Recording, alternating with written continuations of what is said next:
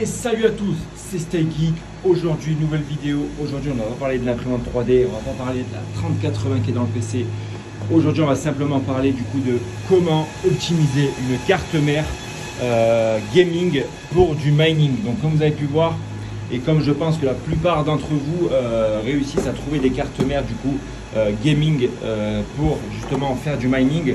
Comme vous pouvez voir, c'est là on est sur de la Gaming Plus Max de chez MSI en B450, donc pour les processeurs AMD. Donc là c'est du socket AM4. Vous voyez que sur cette carte mère là on dispose de 6 ports PCI, donc 2x16 et 4x4.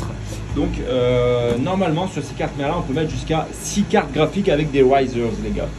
Donc simplement dans cette vidéo je vais vous montrer les réglages optimum à faire pour vos cartes mères gaming, pour qu'elles soient en fait elles acceptent plus de 3 ou 4 cartes pour le mining, parce qu'en fait il y a énormément de cartes mères en fait, si vous voulez, elles ont des ports comme ça, donc 2 ports PCI x16 et du port PCI x4 ou du port PCI x8, mais la plupart du temps il est presque impossible de faire tourner plus de 4 cartes. Donc pour la plupart d'entre vous et tous ceux qui débutent, qui veulent se lancer, qui n'arrivent pas à faire booter leur carte mère.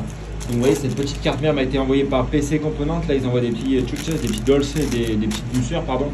C'est des petits bonbons.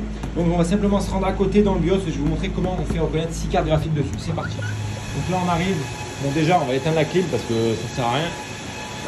Et donc voilà, donc là on a notre petit rig de 6 cartes. Donc vous voyez c'est branché et tout. Donc là ça va bientôt changer comme je vous expliquais la dernière fois. Excusez-moi pour le son parce que là vous avez vu que ça siffle pas mal.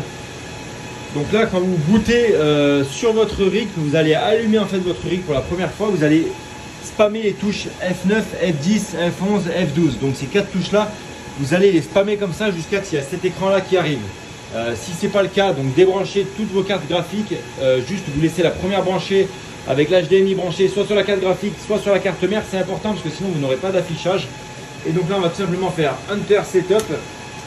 Et une fois qu'on a fait Enter Setup, on va simplement faire Setting. Et dans Setting, là vous voyez on est dans Setting. Donc là on voit qu'on a notre processeur Radeon 2200G, 16 Go de RAM, etc. Plus la vitesse du processeur, etc., etc. Donc là on va aller simplement faire Setting, ou tout simplement, regardez, quand on est dans l'écran d'accueil, vous pouvez faire directement F7. Voilà, non F7 pardon, F7, et du coup on arrive là, donc Setting. On va cliquer sur Setting et là on va aller sur Advanced. Et donc là on a une liste comme ça. Donc pour chaque carte mère ça peut être différent au niveau de la configuration de votre BIOS. Mais en soi dans la plupart des BIOS vous allez retrouver exactement les mêmes listes de, justement, de réglages à appliquer. Donc là on va simplement aller appuyer sur PCI Subsystem Setting. Donc PCI configuration du système. Et donc là on va aller appliquer, du coup on va aller chercher le Above 4G Memory Cryptocurrency Mining, ou alors c'est Above 4G Decoding. Et donc vous allez passer du coup de Disable à Enabled. Donc là vous allez cliquer OK, donc ça veut dire activer, désactiver. Donc là on vient l'activer. Ensuite on va aller activer, on va chercher le PCI E1 Gen Switch. Et on va chercher, ou sinon PCI vitesse, normalement c'est la vitesse de PCI. Donc là vous allez cliquer sur Gen 2. Vous voyez comme ceci. Donc là vous avez Auto, Gen 1, 2, 3 et vous allez mettre Gen 2. Bam. Ensuite vous allez chercher le chipset Gen Switch. Donc là pareil, vous allez avoir Auto, Gen 1 et 2. Donc vous cliquez sur Gen 2. Bam.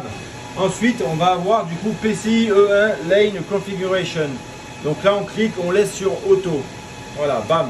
Ensuite une fois qu'on a fait ça, on vient en arrière. Ensuite on va aller dans ACPI Settings.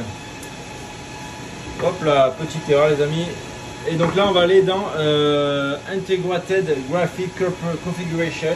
My English is very so good. Et donc là on va chercher donc Initiate Graphic Adaptator. Donc on va mettre ça en PEG. Voilà, PEG, on clique sur OK, on valide. Et là on va mettre Integrated Graphics, on met sur Force. Donc ça veut dire que ça va forcer du coup la carte mère à se lancer sur le processeur graphique de votre processeur. Si par tout hasard vous n'avez pas de processeur graphique avec votre carte mère, branchez directement sur la carte graphique. Donc cette étape là vous laissez donc Integrated Graphic en auto. Et ensuite vous allez mettre UML Frame Butter Size. Donc là c'est la taille du bus. Et donc là, moi j'ai dû mettre sur 128, mais vous devez normalement mettre sur 96. Donc soit 128, soit 96. Et là, vous mettez OK. Ensuite, vous allez aussi passer en configuration. Du coup, on veut que quand on a une coupure de courant, notre carte mère et notre rig redémarrent automatiquement. Ou avec une prise connectée, par exemple. Donc là, on va aller simplement dans Power Management Setup. On va cliquer et là, on va aller sur Restore After AC Power Loss, et là on va mettre One. Donc là vous avez le choix entre ces trois, Power Off, Power One, Lay State. Donc ça veut dire oui, enfin allumé, éteint, et les dernières configurations, les dernières statistiques. Donc là on va mettre Power On. Ensuite on va quitter, et ensuite là notre BIOS du coup est préparé. Donc appuyez bien sur F10 là et vous allez avoir ça du coup. Là moi parce qu'ils me disent que j'ai fait aucun changement, est-ce qu'on est sûr de vouloir continuer? Donc on met oui. Enfin vous aurez des paramètres qui vont changer et vous allez être obligé du coup de les accepter et de les enregistrer. Attention à bien les enregistrer, parce que si vous les enregistrez pas, du coup vous allez redémarrer encore et il faudra refaire exactement la même manipulation. Donc c'était vraiment un petit tutoriel en express, parce qu'il y a énormément de personnes qui m'ont demandé du coup comment modifier en fait les paramètres justement de BIOS des cartes mères gaming vers cartes mères mining. Et du coup, donc j'espère que cette petite vidéo vous aura plu. Donc voilà, ça marche à peu près pour tous les modèles de ces cartes mères là. Enfin les cartes mères, donc tous les cartes mères, les cartes mères qui ont à peu près 4-6 ports, n'importe. Mais voilà, la plupart du temps, le problème qu'on rencontre, c'est que du coup, on a une ou deux cartes qui sont reconnues. Et du coup, sur les ports là, la plupart des ports PCI, il y a généralement des cartes qui ne sont pas reconnues. Donc le rig ne s'allume pas, ça ne boot pas, etc., etc. Donc ça résout la plupart de ces problèmes là. Voilà, donc n'hésitez pas à vous abonner à la chaîne, à faire un petit pouce bleu, un petit commentaire, ça fait toujours plaisir à vous abonner.